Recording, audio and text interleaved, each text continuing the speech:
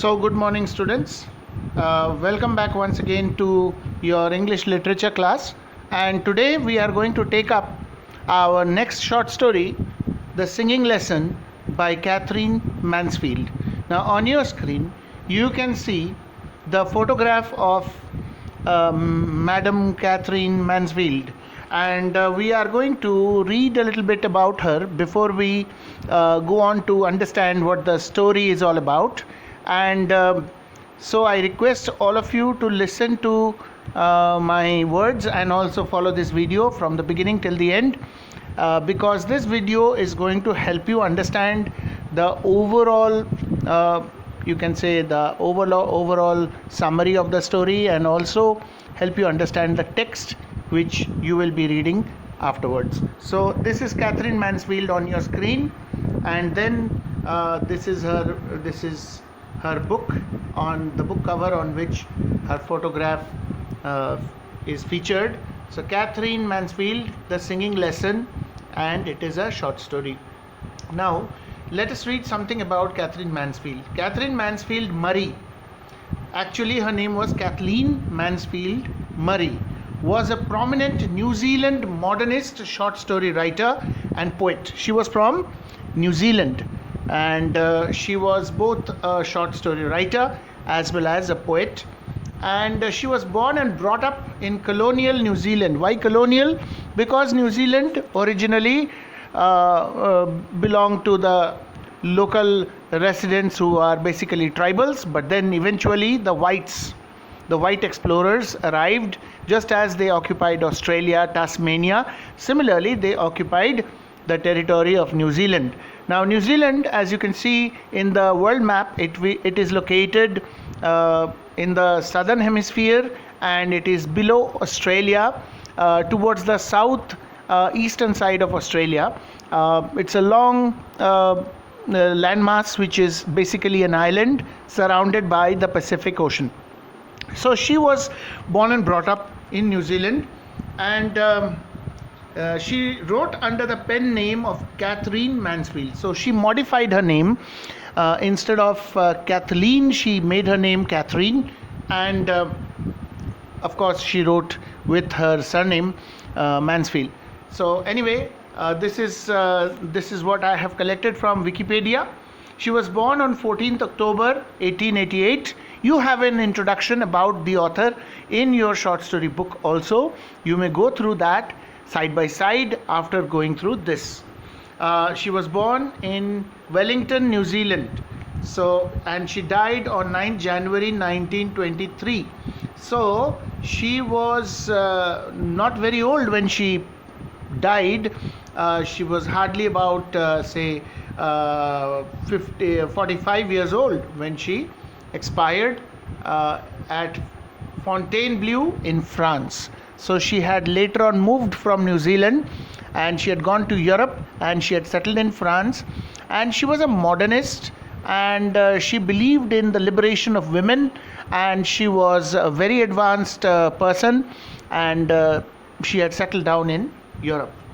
Now, among her short stories, you have The Garden Party, Miss Brill, The Doll's House, The Fly, Bliss, A Cup of Tea, At the Bay, and much more. So these are some of the main short stories. In fact, these all short stories can be found in the form of anthologies, or rather a collection of short stories. And this particular short story, The Singing Lesson, is also one of her most famous stories. And siblings, well, her you can say brothers and sisters, the names are given here: Leslie Heron Beauchamp, Jean Beauchamp, Charlotte Beauchamp. Actually, she belonged to the Beauchamp family, so her full name was Kathleen Mansfield Murray, only afterwards, but first she was Beauchamp and then Murray. So anyway, let's not bother about the name too much. Let's see what the story actually is all about. The Singing Lesson, a summary on your screen. Miss Meadows, she is the main or the chief protagonist of the story. She's a singing teacher in a school where she teaches songs to little children. So she's a singing teacher. She comes to school feeling great despair. She's very upset when she comes to school one morning because she has received a letter from her fiancé Basil. So the man whom she is supposed to marry or is planning to marry has sent her a letter breaking off their engagement. Now she was engaged to him, but the letter arrives from him in which he mentions that he is breaking off the engagement, that he cannot marry her. When the science mistress asks if Miss Meadows is cold in the chilly autumn weather, Miss Meadows tries to hide her unhappiness. So, when anyone receives such a letter, your marriage is no longer going to take place, your engagement is broken. So, naturally, she is feeling very upset and very cold and very, she has become very silent, and her face has also become very pale. So, observing her facial appearance, this science mistress, as it happens, comments, and she says, she in fact asks Miss Meadows if she is feeling cold in the chilly autumn weather. Now Miss Meadows tries to hide her unhappiness. Who wants to discuss one's own personal personal problems with third persons or outsiders? So naturally, with a colleague, so naturally she does not want to reveal the actual reason, and she tries to hide her unhappiness, and she feels hatred towards the science mistress. She dislikes it that she is observing her and passing comments or asking questions. So she feels a bit bit loathsome, or she feels a kind of hatred towards her. At the start of the singing lesson, then she goes to the class, and all the little girls are waiting there. It's basically a girls' school, and she goes to the class, and there are some students already waiting for the class, and she is about to begin her singing lesson. Her student Mary Beasley offers Miss Meadows a yellow chrysanthemum. So what is a chrysanthemum? It's a flower. So a yellow colored chrysanthemum. This is probably the regular practice of one of her students, and well, maybe she tries to please her mistress or her ma'am by bringing flowers for her every day to school. So she has brought this yellow chrysanthemum, and she tries to give it to her. But unlike other days, today the reaction is different. Other days what happens?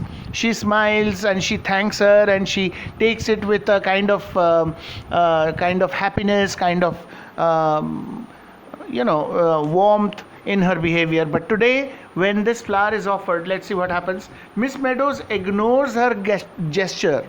So Miss Meadows simply ignores her. She is offering the flower and deeply wounding the girl's feelings. And not only does she ignore her, by means of this behavior on her part, she actually hurts the feelings of the little girl.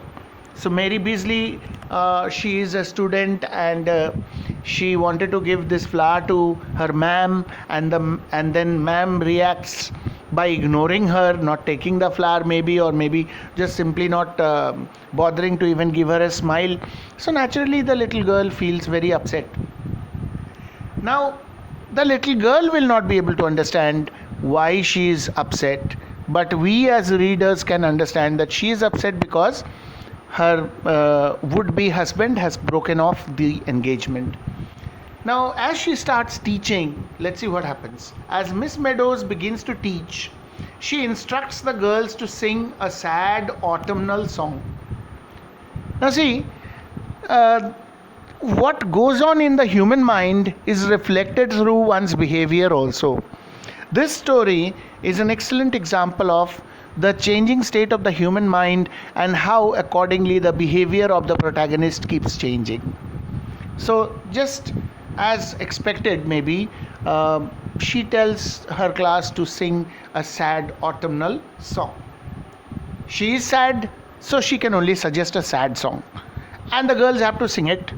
And what happens is, the song in itself becomes all the more meaningful to Miss Meadows, and she goes from her condition, her mental condition goes from bad to worse. She feels more and more upset, more and more disappointed as she listens to the song, and she grows harsher towards her students. So she asks them to add sorrowful emotion to their voices, and the weather outdoors appears bleak to Miss Meadows. See, when you are not happy, everything around you also seems to be very unhappy. It's the way you look at things. So the weather outside, it's autumn, no doubt. Autumn is followed by winter, therefore the chill is in the air already, and we are dealing with a story which has its bearing with a foreign author. So if we consider in terms of Europe, autumn is always quite chilly, and that's the reason why when she looks around, the song being sung by her students and she being upset from within her mind or within her thoughts, she also finds that the weather outside is also very bleak or dismal. As she recalls the cruel letter Basil sent her. So while the children are singing, she is observing the weather and she is thinking about the cruel letter which she received from Basil, the man to whom she was engaged and the one who has now broken the engagement. Their engagement seemed like a miracle to her, especially or specifically because she is a woman of 30. Now, this short story dates back to the time when at least two or three generations before the present times, when girls or rather women would get married quite early, maybe in their late teens or early 20s. That was normally the marriageable age for all European women. That being the case, this lady, our protagonist, she is in her 30s. She is a woman of 30, maybe 30, 31. So at this age, she's already late by almost a decade to get married. Now in the present day 21st century scenario, 30 is not late for marriage.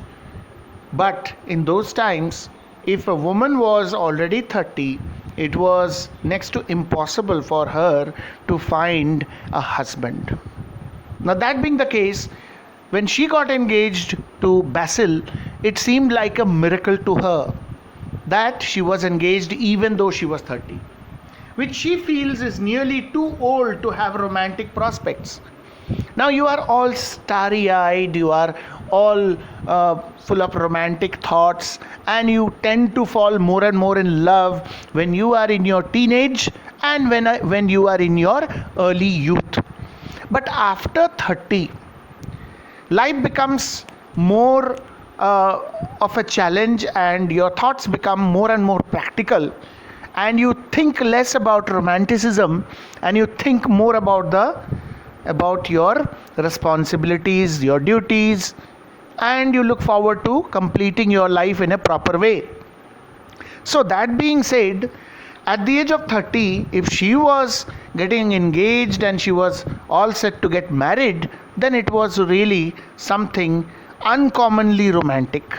I hope I have made you understand what I mean, or what here the story is suggestive of. So, Miss Meadows despairs of the humiliation and judgment she will face within the school when it is known that Basil has broken their engagement off. Now, what a shame for her it will be if her colleagues come to know, and even if the students come to know. Okay, students are not that important, but at least colleagues in the school, when people come to know that she was engaged, because everybody knows that she is already engaged to get married. Now if suddenly the news spreads that her engagement has been broken, people will make fun, people will laugh, particularly that science mistress who is always very nosy, who is always very inquisitive to know everything about Miss Meadows. And let me tell you, when you are single and you are of marriageable age, There are a lot of people around you who are always observing you and always inquiring with you as to when you are going to tie the knot. This is the tendency of society around us. Single people always have to face this question. So, when are you getting married? And then, once you are engaged, that's quite an achievement. Now the society says, oh wow, you are engaged, congratulations. So, when are you actually going to tie the knot? What is the date? Don't forget us, invite us too. So, there is a kind of, people around you looking forward to that special day when they will all be witness to your marriage and attend the wedding ceremony. So there is this common human tendency. But now if the school comes to know, or if her colleagues come to know, even if her headmistress comes to know, the principal comes to know, the management comes to know, all those who are there in the school or are related with the school, all those who know Miss Meadows and all those who know that she is already engaged, when they come to know that she is no longer engaged, they will definitely talk about it. And then there are some people who will always make fun, laugh, or say critical things which eventually will come to her ears. Somebody or the other, like a good Samaritan, will come and report everything to her, that see, so and so was saying something like this about you. So she is thinking about all those possibilities, and she cannot even think of what it would be like, the kind of humiliation that she would suffer if this really happens. And it is already happening, because the letter has already come from Basil, and Basil has already very harshly mentioned in that letter. When you read the text, you will see what he had written. The exact line in the letter is mentioned in the text, that he does not want to be engaged anymore with her. Marriage is not his cup of tea. He wouldn't like to tie the knot with her. So this is too much for Miss Meadows to digest. Now she's constantly thinking about it. She thinks that she will have to leave her job and disappear from the school community altogether. In fact, this is the only option she is left with. That's what she's thinking of now, that I have to leave my job now. And I have to go away. I have to go so far away from this school community that I should not be in touch with any of the people whom I know concerning the school, so that nobody can ask me anything about the breakup. So nobody can ask me. So this is, something which many teenagers will also understand. At your age, you will also understand, because some of you could be having some weakness towards some boy or girl, and then suddenly you have a breakup, which is a common issue nowadays. And then what happens? There will always be some critical friends who will laugh at your face, and there will be still others who will just nudge each other whenever they see you and talk about you from time to time by looking at you, and then talk among themselves, and you can understand that they are talking about your breakup. So the same humiliating feeling is now working in Miss Meadows' mind. So she has to leave the school community altogether rather than face the science mistress. Above all, it is that science mistress. She is always poking her nose into her affairs, always asking her things. Why are you looking so cold today? Are you chilled because of the autumn weather? What's your problem? Why do you have to know so much about how I am feeling or why I am looking like this today?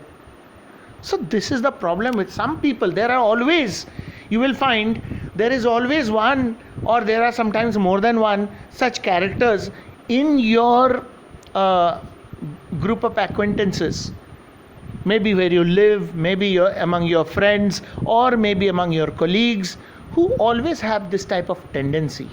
It's not that everyone will say like this or ask her anything, but this one character particularly, the science mistress, is really a big problem for her.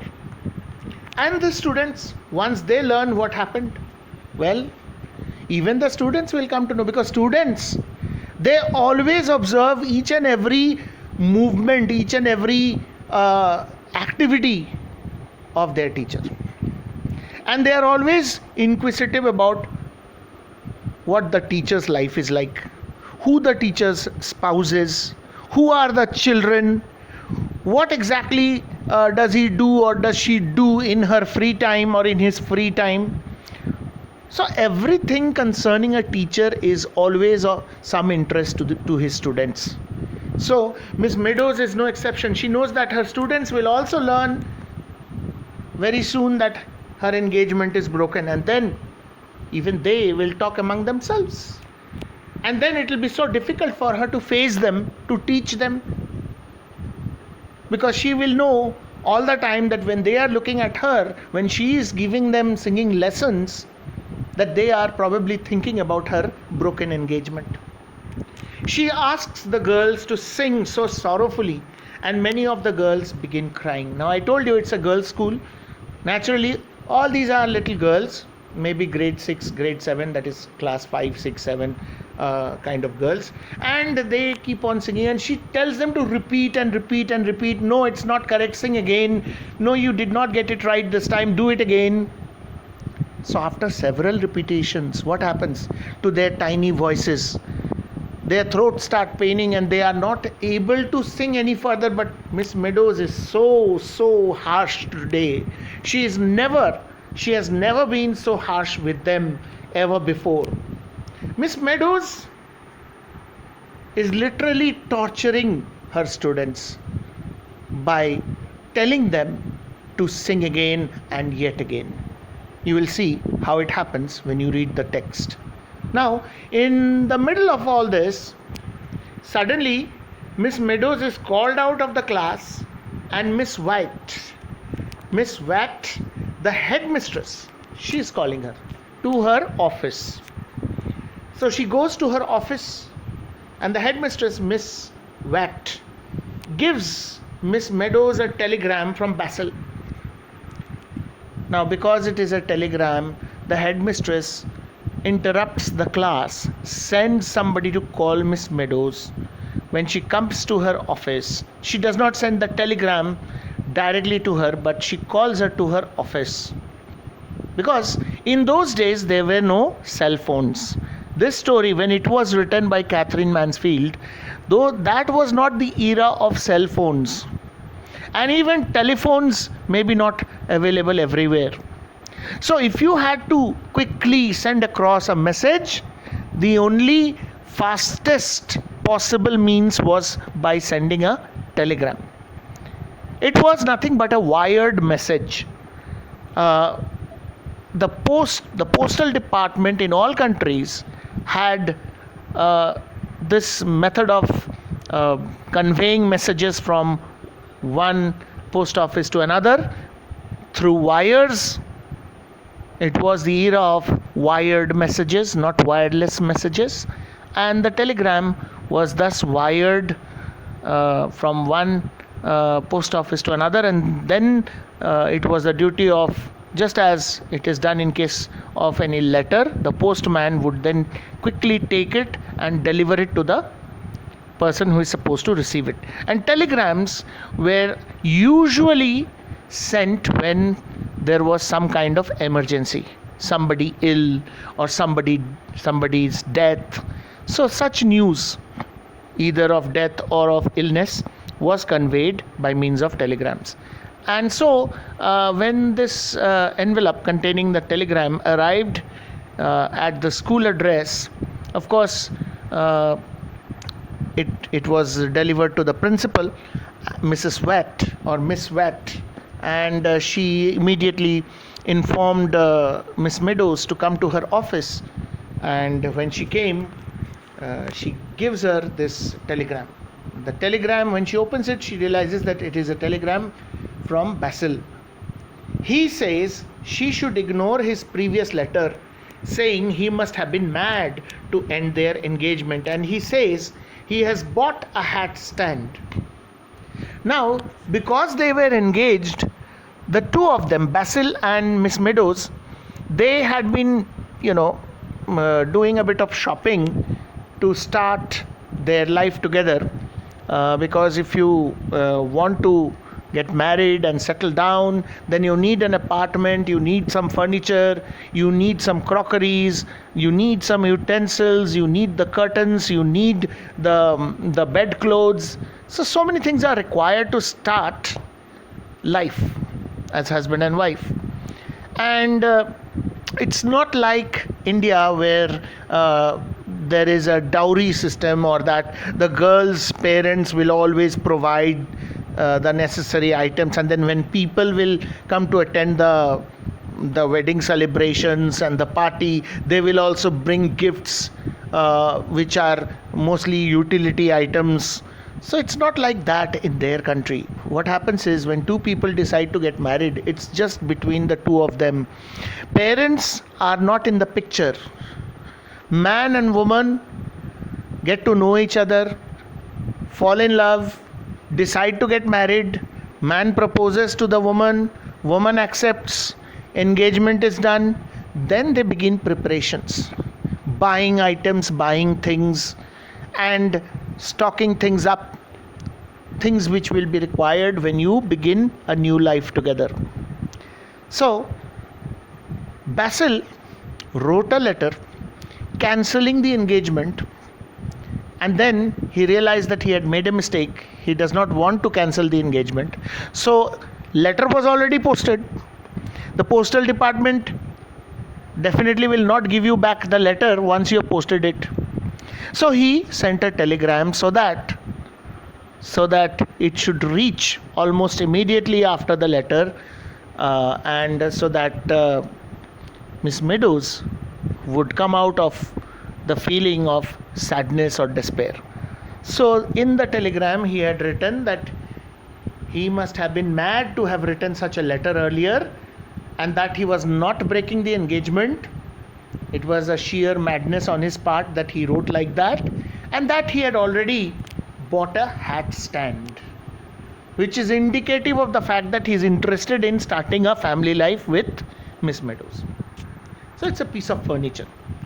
Despite the coldness of this telegram, Miss Meadows is overcome with joy, even while Miss Watt scolds her for receiving a telegram that isn't urgent bad news during the school day. So the principal is not happy when she comes to know what the telegram says. It's about your engagement and things like that. It's your personal, matter. But then it should not interfere with the classes. While the classes are on, you should not ask anyone to send you such telegram. So that is what Miss Watt tells her. But then Miss Meadows does not mind it at all, even if she is scolded. When she's back in her classroom, now see how suddenly everything changes. She becomes happy, and when she becomes happy, that happiness is reflected through her behavior towards the children. What does she do? Miss Meadows assigns the students a triumphant summer song. Now it is autumn outside. Autumn is cold, winter is approaching, but she now instructs the children, her students, to start singing a happy song, which is usually sung in summer, and summer being the holiday season, it's actually the season of fun and enjoyment in cold European countries. So she is ordering her class to start singing a summer song. And Miss Meadows herself sings the song louder than any of her pupils or her students. So this is how Catherine Mansfield, through a very short story, tries to depict the changing attitudes of her protagonist, and therefore this becomes a very interesting story to read. Now, next up, in the next video, I will be explaining the short story line by line. So if you have watched this one till the end, please give your like, Please give your comment, and please don't forget to subscribe. Thank you very much.